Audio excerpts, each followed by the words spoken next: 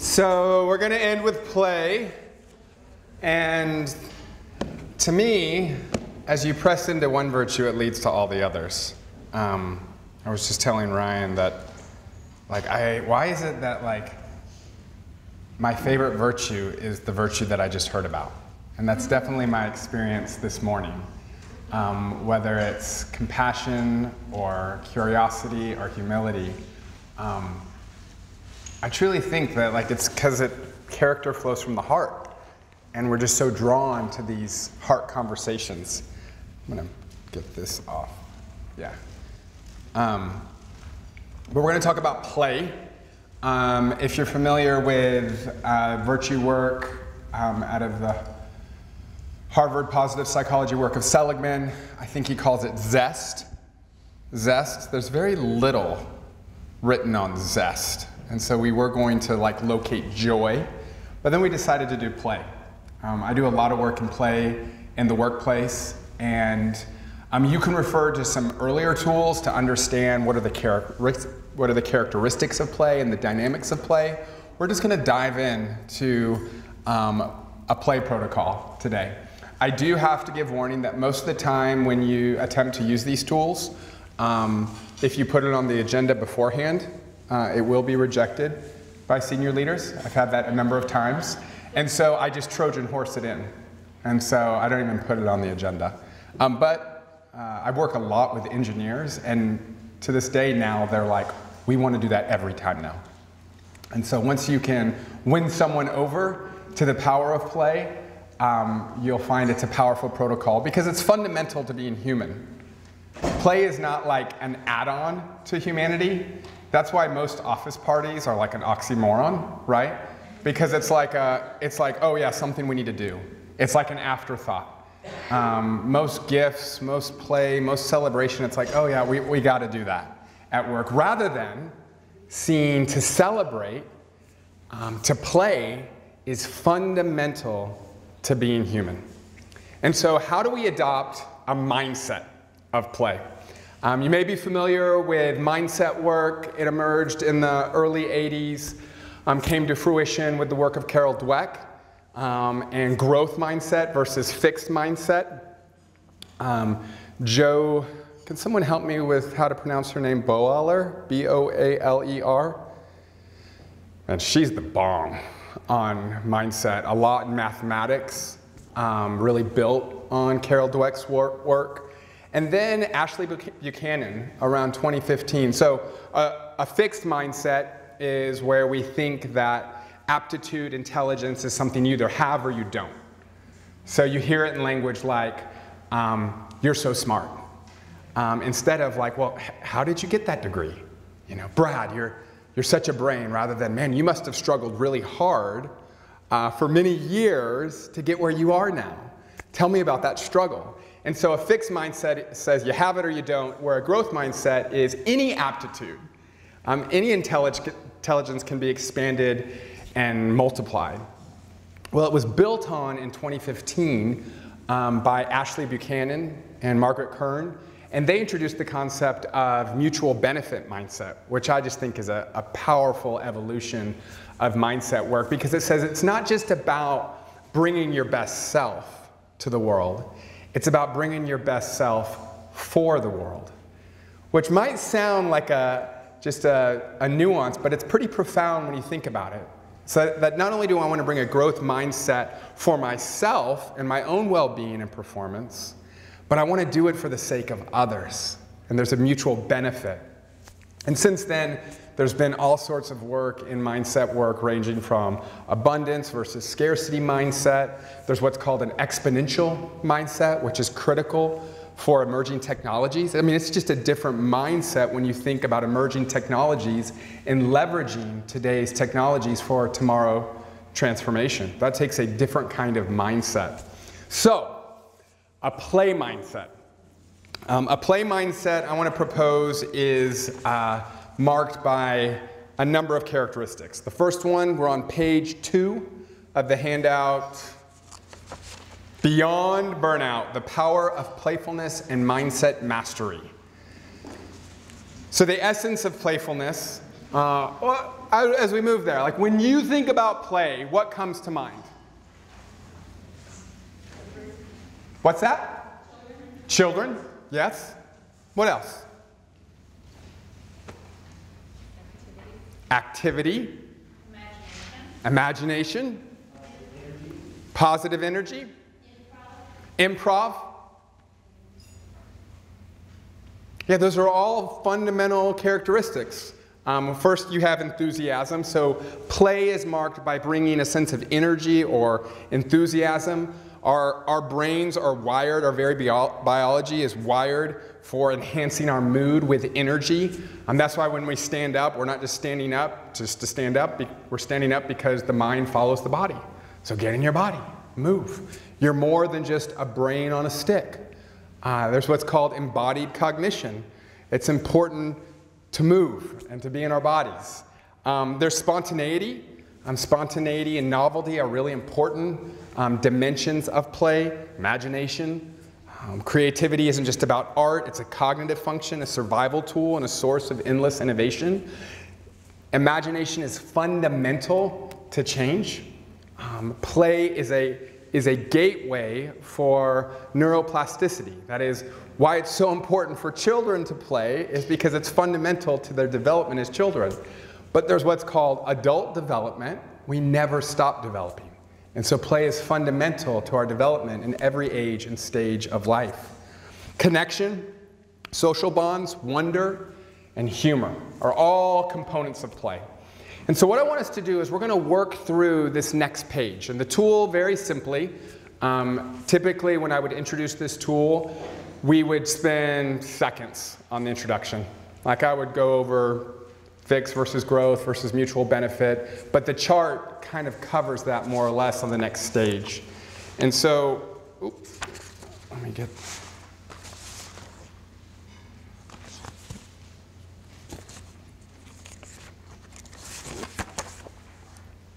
It's page 3. Turn to page 3. And so in this chart below, we're going to go through each dimension and walk through a fixed mindset, a play mindset, and a mutual benefit mindset. And so with the play mindset, we're going to talk about no more. And we want you to feel it. Or where do you identify with that no more? And I am, a growth mindset, to we will, a mutual benefit mindset. And so as we work through this, we're going to give you some time. We're going to give you like 5 to 7 minutes to work through this exercise. But right now what I want you to do is have your pen out and just mark up, again, whatever just registers with you, whatever you're feeling. Like maybe there's a certain story or path across that you register more than another. And so for enthusiasm, if we're going to move from fixed mindset, we need to say, no more suppressing my feelings and joys. That is, when I come to work, I'm not going to shelf my emotional life, and particularly my joy and my energy. I am passionate and excited about all I do. I will harness my energy for enthusiasm in every experience. To a mutual benefit mindset, we will leverage enthusiasm to uplift each other, creating an atmosphere of collective enthusiasm. Spontaneity. No more clinging to routine and avoiding surprises. I am adaptable, embracing change. I'll dive into new experiences. We will embrace the unexpected, creating joyful moments together. For imagination, no more stifling my creative thoughts. I am full of creativity and innovation. I will dream beyond my current reality. We will co-create, merging our imaginations for unique ideas. Connection, no more isolating myself from others. I am open-hearted, seeking meaningful connections. I will foster bonds that enrich my soul. We will nurture an environment of trust and deep connections. Wonder, no more accepting things at face value without curiosity. I am an explorer in awe of the world. I will seek understanding. We will share discoveries, celebrating wonder in every moment. Humor. No more constipation. Oh, it doesn't say that. Suppressing my laughter or avoiding humor. I am joyful, finding humor in the world. I will laugh at life's quirks. We will share laughter and find humor in our shared experiences. And so again, as you press into one virtue, it leads to all the others. I mean, just notice at the very end, just put under connection. What did we look at today? That was all about connection, compassion. What about wonder? I mean, it's right there in the chart. Curiosity. And what are the root kind of words of humor and humility? Hummus. Right? So it's like we're made from the same stuff. It's fundamental to being humor. Laughter is fundamental to being human. And so turn the page over. We're going to dive in. And so now your fires are at work. So everyone warm their hands in the fire. We're using our imagination. Right? Warm your fire. Doesn't that feel so warm? It's cold and gray outside, but we've got a fire. So someone put some more wood in there. And so what I want you to do is I want you to take 5 minutes of just reflecting and go through the chart, and you're seeking to fill out those blanks. And I want you to at least identify one theme. And so I want you to think about that theme. Maybe what was the no more, and then what is the I am, and what is the we will. Now, you have some options here. One, you can just write it out verbatim. Maybe it's like, oh, you're reading my story. But maybe it's not. Maybe a word needs to be changed. Maybe you want to merge a couple. I don't know. But what right now, today, here, do you want to say no more to? What do you want to say I am? You know, give voice to that desire. And what kind of commitment do you want to make to others? And using and leveraging this renunciation and declaration for not only your sake, but for the sake of others. And so I'm going to give you 5 minutes to do that. And then I'm going to break, and we're going to ask to share. And so critical in the sharing, first off, is you can totally pass. I just need a couple brave souls at each table. And that would be both of you. So, but just share what you're willing to share. And it would be, it's true, think of it as an offering, a gift. But it's helpful just to share what you wrote. You know, take some time to write out your thoughts. No more, I am, we will. And so at some table, everyone will have the opportunity to share. And so we'll take 5 to 10 minutes just to have a heartfelt fireside share. But first, I'm going to give you 5 minutes just to write down your thoughts and reflections. And so dig into the chart. 5 minutes and go around your table, and we just need one brave soul to share to get it going. And let's talk about the declarations we want to make.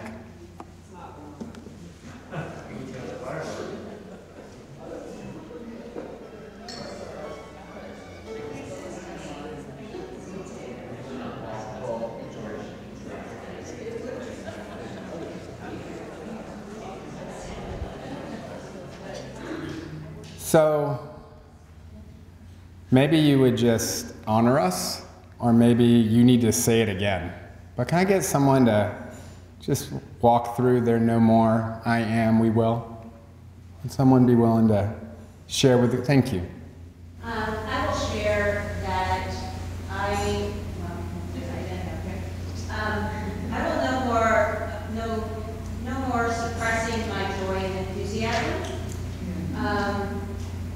I am enthusiastic about life and seizing energizing moments.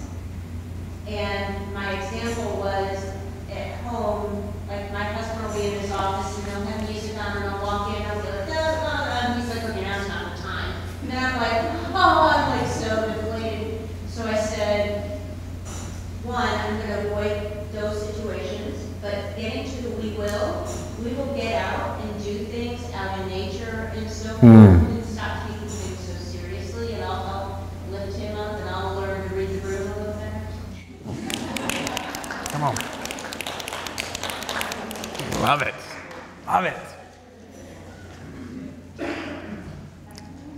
Anyone else?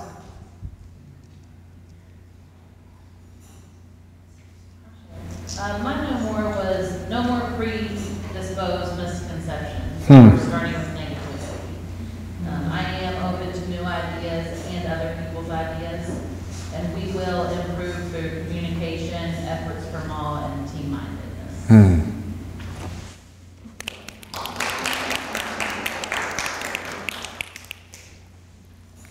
What were your takeaways at your table?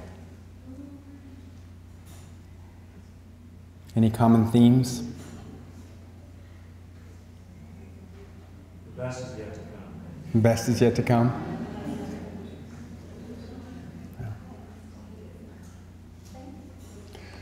Well, what I want to encourage is I've watched teams break down with this protocol. So you need to be aware of that.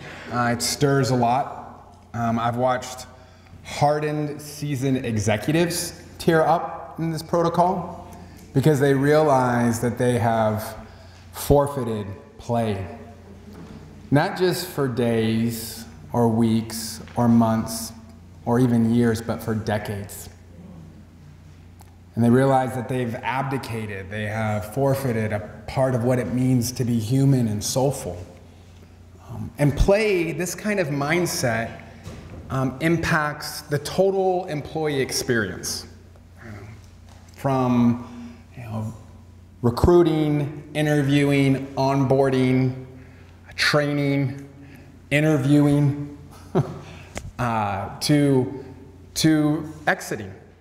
There's an opportunity to bring energy, imagination, connection, wonder, humor. And it takes skill. It's a character trait to bring energy and zest and joy to interactions. But joy is just right before us. I mean, you can unlock it if you're willing to see it.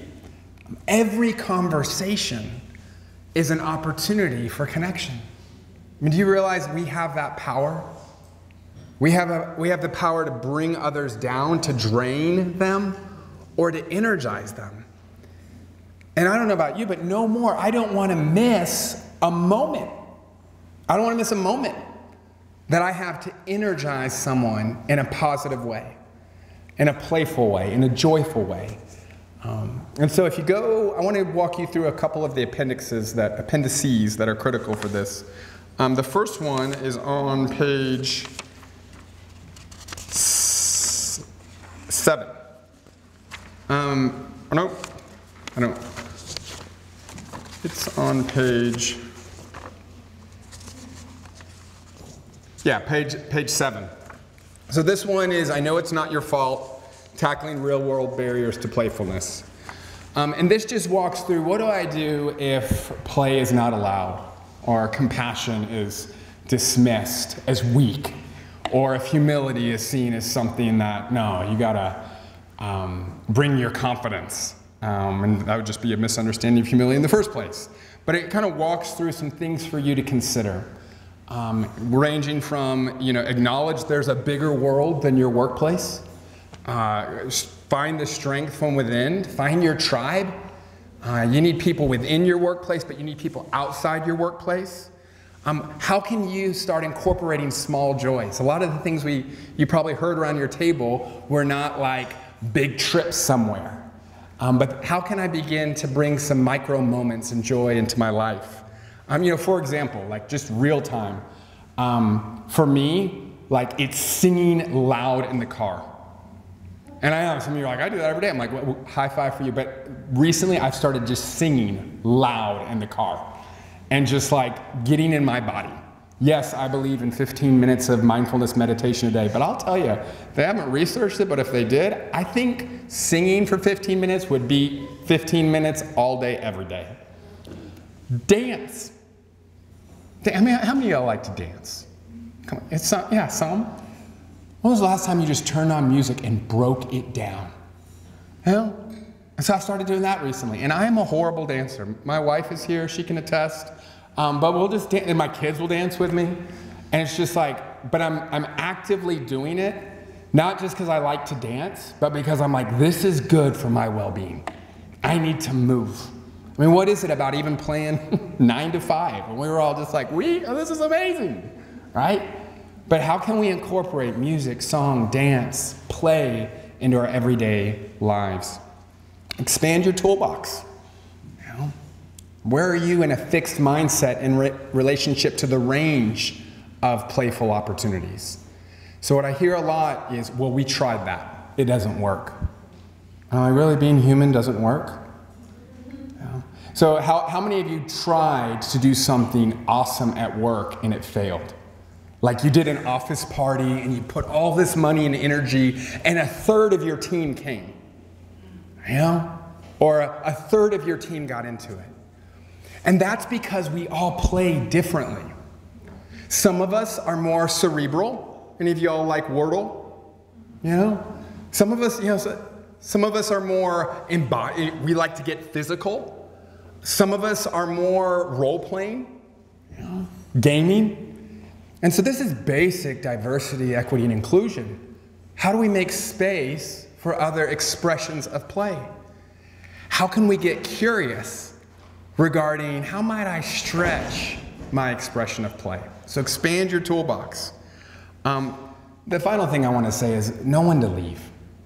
And if you're in a position where you can't leave and pivot, that's where you want to get counsel. That's where you want to expand your tribe.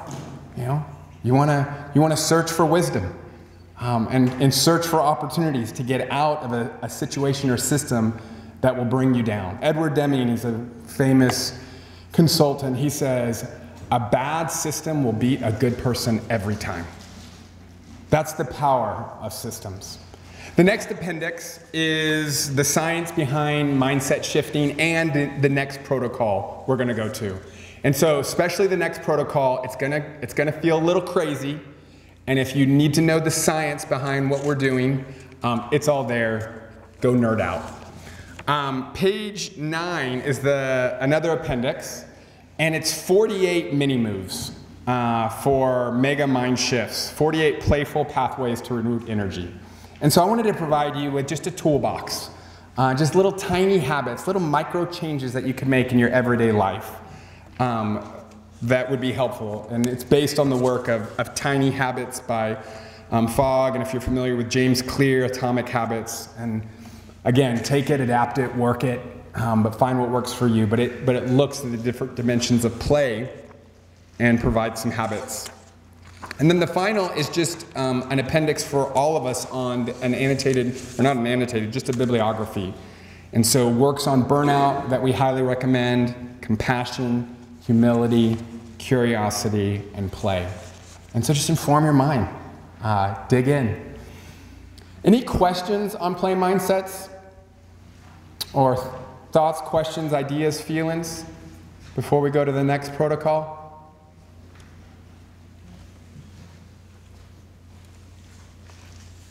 Yes? Okay, so you're implementing play practice, but the people around you are not playful, very stoic, and don't play.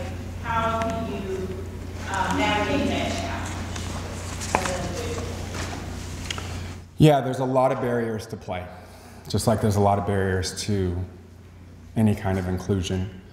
There's shame, there's guilt, there's busyness, it's endless. The barriers that keep us from unlocking play in ourselves and unlocking co-play or co-presence. But I would encourage to get curious, to have compassion on them, to recognize that like it's in there, it's in there. And curiosity specifically, what we encourage is to seek to identify what is their play identity. And so we have play identities. They're formed from our socioeconomic background, our family of origin, influences in our lives.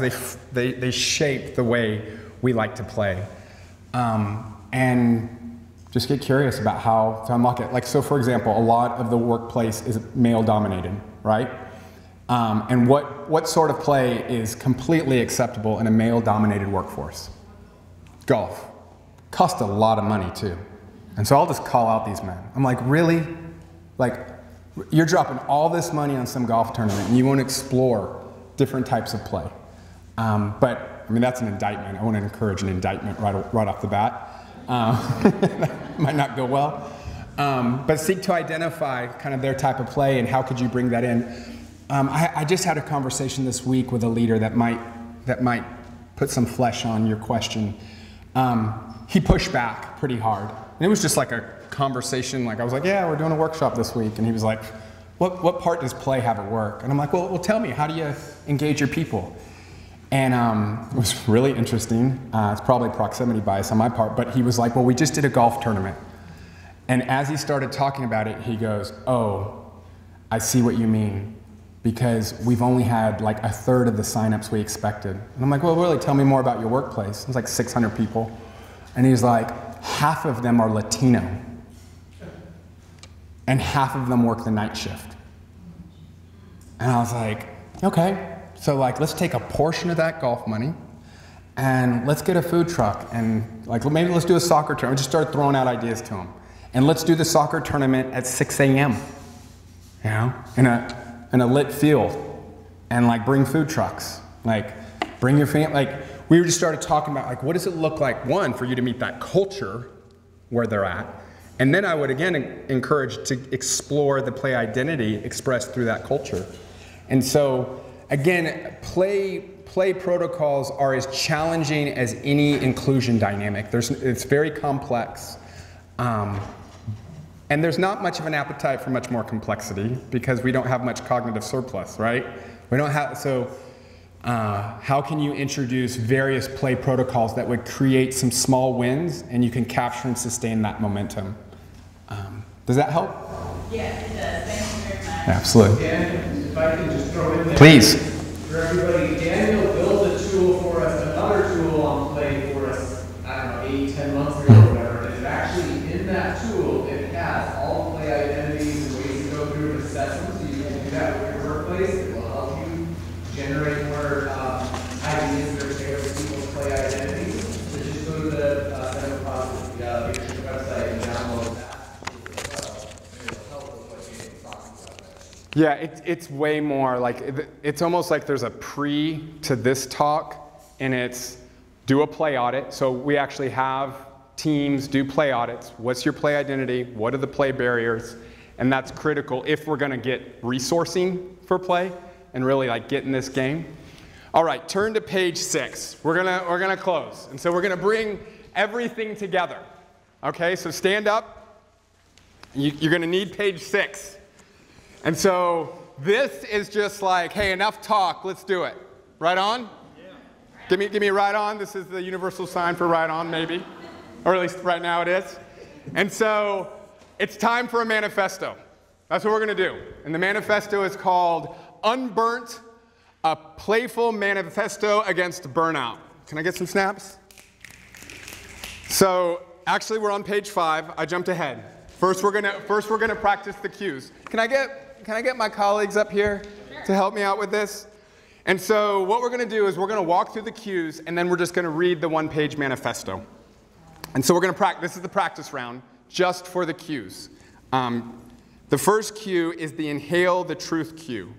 And so on the count of 3, we're gonna take a deep synchronized breath and we're gonna breathe in and we're gonna feel the energy coursing within, and then we're gonna exhale slowly. So ready? 1, 2, 3, breathe in.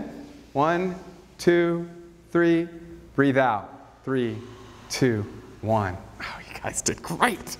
The next one is shared wonder. You could also call it shared compassion.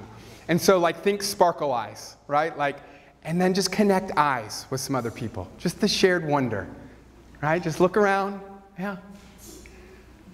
Good job, good job. So the next is the embrace of empathy cue. And so because of the season we're in, you know, fall, like we're just gonna do an air high five. So reach out to your neighbor, stretching your arm, and offer a high five. There you go. If you want to go full on high five, you can. All right. The next one we just warmed up is the cheerful cha-cha, all right? And so we're just going to take a small step forward, small step back. Let's do it again. There you go. There you go. Yeah, I love it. Okay. The next is the United Lift cue. So lift your arms to the sky. As you stretch to the sky and think about the stars, think about the significance, the mattering of the stars. You are significant. You matter. Good job. The next is the balanced breath. Once again, let's breathe in. Count of 3. 1, 2, 3. Breathe in. Breathe out. And in this one, this is where we're breathing out and we're just thinking balance in this one. The final cue is the creative clap cue. So on the count of 3, we're going to clap. 1, 2, 3. Let's do it again. 1, 2, 3. All right. You guys ready for this? All right. Okay, so what we're going to do is turn the page, page 6. I'm going to read. You do the cues, and we're going to read together what's in bold. So, Unburnt, a playful manifesto against burnout. Here's the preamble. In the vast global theater where stories of toil echo and burnout lurks, we rise. Beacons of varied narratives, backgrounds, and strengths. Here we don't just confront myths, but dispel them with truths, binding ourselves in a promise of renewal and unity. Together, inhale the truth cue.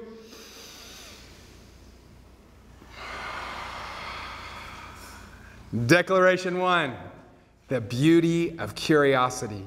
The world teems with mysteries, and our hunger for understanding is what ties us together.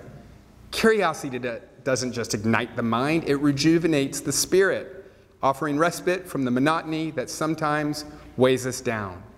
Shared wonder cue.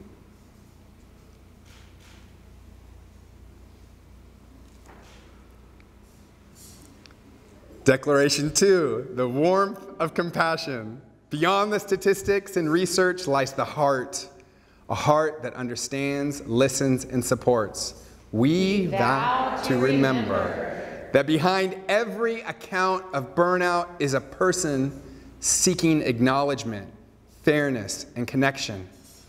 Embrace of empathy cue.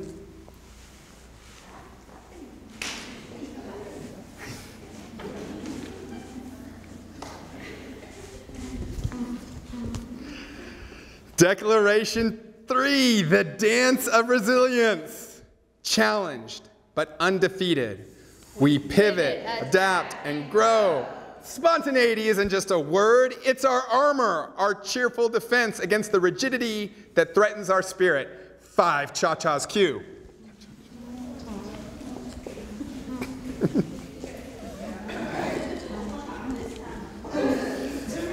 Declaration 4. Inclusion, our guiding star. We're more than our roles. We're a vibrant assembly of stories, dreams, and aspirations. Together, we craft a world where every voice matters and every story holds weight. United Lift cue. Reach to the stars. Declaration 5. Balance, our shared quest. In the ebb and flow of life, we seek harmony. We'll do that again. We seek harmony. Recognizing that while our profession demand, they also need to nurture. We advocate for workplaces that respect both action and reflection. Balanced breath cue.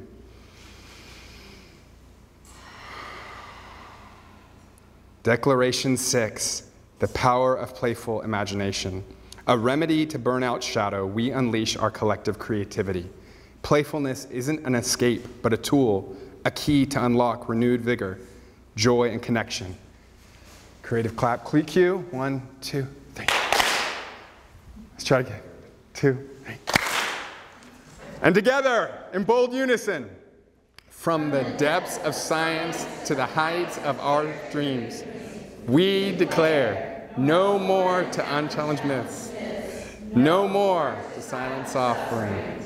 With beauty in our sights, compassion in our hearts, and truth is our guide, we commit to renew, reimagine, and reignite. Let's forge forward a beacon against burnout together. Woo! All right. So everyone needs to grab one of these. Grab one of these. So I'm going to walk you through it. So what you're going to do is you're going to get it in your hand like this. All right? You get it in your hand like this. And then you're going to tear off the top.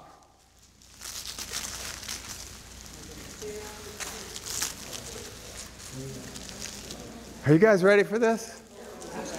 All right. Hey, play requires celebration. And so on the count of 3, we're just going to bring this all together and celebrate the time of co-presence with one another. We showed up, we paid attention, and maybe just maybe, over these hours, we reclaimed some of our humanity. So in celebration of our humanity, in celebration of our time together, let's throw up our hands.